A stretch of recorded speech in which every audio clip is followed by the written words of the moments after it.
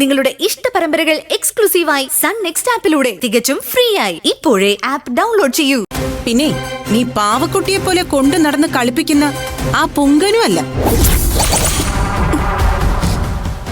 ഒരു നിമിഷം കൊണ്ട് തകർന്നു പോകേണ്ട ആ കമ്പനി ഒറ്റയ്ക്ക് താങ്ങി നിർത്തിയതേ എന്റെ പവിയേട്ടനാ. ആ പവിയേട്ടനെ താഴ്ത്തിക്കെട്ടാൻ ഇനി നീ ശ്രമിച്ചാലുണ്ടല്ലോ, നിനക്കറിയില്ല പവിയേട്ടനെ. ചില കാര്യങ്ങളൊക്കെ ഞാൻ കേട്ടറിഞ്ഞിട്ടുണ്ട്. കൂടുതൽ അറിയാൻ ശ്രമിച്ചുകൊണ്ടിരിക്കുക. അറിഞ്ഞതിൽ രൂപേഷേട്ടന്റെ അച്ഛന്റെ മരണവും പെടും.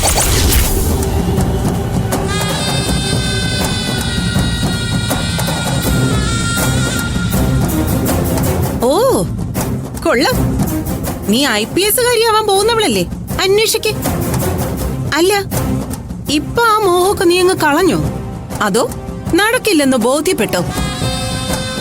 IPS കാരിയായ കുടുംബക്കാരുടെ പുറത്തു കയറി നിരങ്ങാൻ പറ്റില്ലല്ലോ അല്ലേ? കമ്പനി കുടുംബസംഗമം നടത്താനുള്ളതല്ലല്ലോ.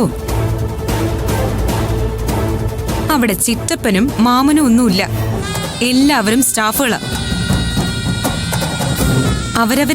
അവരവരുടെ ഉത്തരവാദിത്തം നിറവേറ്റിയേ പറ്റൂ. ഇല്ലെങ്കിൽ ചെയറിലിരിക്കുന്നവരോട് മറുപടി പറയേണ്ടി വരും. എടീ, ആദ്യം നീ ഒരു വക്കീലിനെ ഇറക്കി കളിച്ച് സമ്പത്തിന്റെ മുന്തിയ ഭാഗവും കൈക്കലാക്കി. അതില് ഞങ്ങൾക്ക് സംശയമുണ്ട്. എനിക്കും.